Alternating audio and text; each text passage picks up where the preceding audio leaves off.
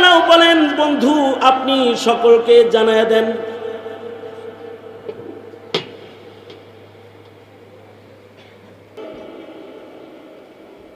আলেম বড় হইলে তাদের কদর করা লাগে।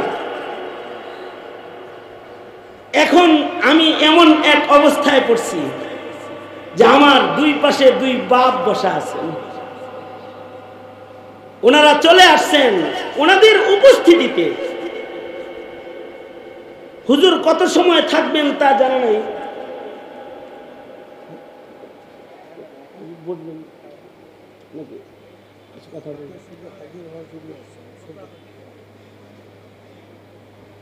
অল্প করে কিছু বলে ফেলুন। জি জি,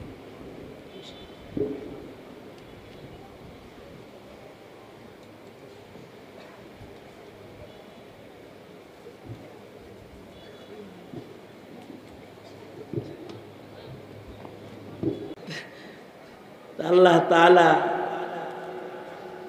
আমাদেরকে ইলমের কদর বুঝার তৌফিক দান করেন, আমিন। কারণ যে জানে, যারা জানে, আলেম যারা, তারা আল্লাহর কাছে আলাদা দাবি। মুসনাদে আহমদের এক রিওয়ায়াত, আল্লাহর রাসূল বলেন, কোন মানুষ যখন ইলম হাসিল করে, যার সিনার ভিতরে ইলমে দ্বীন আল্লাহ তাআলা জায়গা দেয়, সে যদি কবরে যায় তো আল্লাহ তাআলা মাটির নিচের মাখলুক ও মাটিকে আদেশ করতে থাকে, সাবধান, আমার এই বান্দার সিনার ভিতরে ইলম আছে, তার লাশ তোরা খাইস না। সুবহানাল্লাহ, আরো আস্তে করে বলেন, এটা আদেশ করতে থাকে।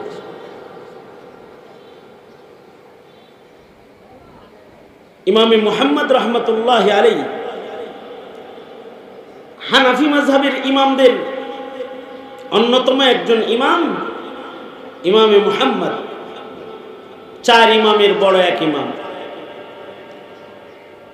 ইলমি কামাল বাচপান থেকে মাত্র 7 দিনে কোরআন শরীফ হিফজ করছেন, মাত্র 7 দিন। 7 দিনের ভেতরে কোরআনে কারীমের হিফজ শেষ। ইমামে আজম আবু হানিফা রাহমাতুল্লাহির দরসে এসে বসছেন, তো ইমামে আজম বলছেন, হাফেজ না, হাফেজ না, আগে হিফজ করে আসো, পরে ক্লাসে বসো। 7 দিন পরে আসছে, হিফজ কইরা শোনায় আইছি, ইয়াদ আছে, এটা বলতেছে। ব্রেন এরকম। আল্লাহ তাআলা আমাদের আকাবিরদেরকে ইলম সংরক্ষণের জন্য আলাদা ব্রেন, আকল দান করছেন, জেহেন, যাকাওয়াত আলাদা দান করছেন।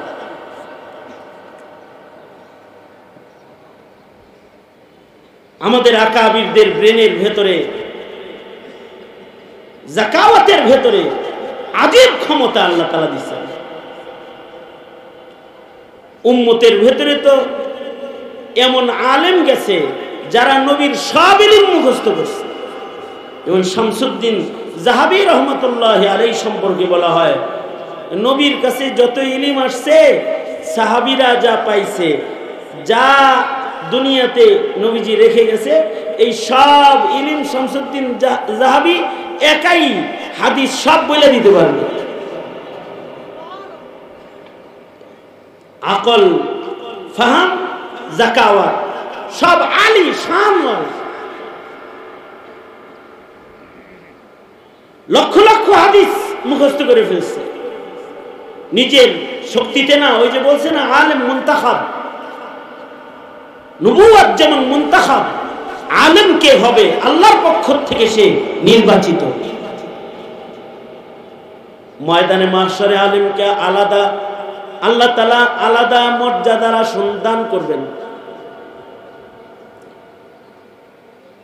ইমামে মুহাম্মদ রহমাতুল্লাহ আলাইহি বড় আলেমের নাম বলা হয়। ইমাম মুহাম্মদ রহমাতুল্লাহ আলাইহির কিতাব পড়ে আকাবিররা বলেছেন, কোরআনের পরে যদি কোনো আসমান থেকে দ্বিতীয় কোনো কিতাব নাজিল আল্লাহ তাআলা মানুষের ভাষায় করতেন, তাহলে ইমাম মুহাম্মাদের জবানে আল্লাহ তাআলা কিতাব নাজিল করতেন। ওনার সিয়ারে সগীর সিয়ারে কবির পড়ার পরে আকাবিররা বলেছেন ইমামে মুহাম্মদকে আল্লাহ তাআলা ইলমের উঁচু এক সম্মান করেছেন, যে আল্লাহ তাআলা আসমানি কিতাব মানুষের ভাষায় নাজিল করলে মুহাম্মাদের ভাষায় আল্লাহ তাআলা কিতাব নাজিল করতেন। আজব এক ইলমি মাকাম। এই ইমাম মুহাম্মদ রাহমাতুল্লাহ আলাইহির ইন্তেকাল হয়ে গেল। ইন্তেকাল হওয়ার পরে ওনার শাগিরদরা স্বপ্নে দেখতেছে। তৎকালীন সময়ের মানুষ ওনাকে অনেকেই স্বপ্নে দেখেছে। স্বপ্নের ভেতরে জিজ্ঞেস করে, ইমাম মুহাম্মদ, আল্লাহর সাথে আপনার সাথে আল্লাহ পাকের মুআমালা কেমন হয়েছে? আল্লাহ আপনার সাথে কি মুআমালা করছেন? ইমাম মুহাম্মদ বলেন, আল্লাহ তাআলা আমার সাথে মুআমালা করছে। আল্লাহ তাআলা আমাকে বলছে, মুহাম্মদ, তোমাকে যেহেতু ইলম দান করেছিলাম এ কারণে তোমাকে মাফ করে দিলাম। শুধু ইলমের কারণে আল্লাহ তাআলা আমাকে ক্ষমা করে দিয়েছেন। এক riwayate আছে আল্লাহর রাসূল বলেন, ইন্নাল্লাহা ইয়াবআসুন নাসা ইয়াওমাল কিয়ামাহ সুম্মা ইউমাইয়িজুল উলামা ফায়াকুলু ইয়া মা'শারাল উলামা ইন্নী লাম আযা ইলমি ফীকুম লিউআযিবাকুম ইযহাবু ক্বাদ গাফারতু লাকুম। আল্লাহর নবী বলেন, ময়দানে মাহশারে আল্লাহ তাআলা বলবেন, এ আলেম সমাজ, তোমাদের সিনায় আমি ইলম হেফাজত করেছিলাম। তোমরা যেহেতু আমার সিফাত, আমার নূর, ইলমের নূরে তোমরা ধনী হয়েছিলে, এই কারণেই সাধারণ থেকে তোমরা আলাদা হও।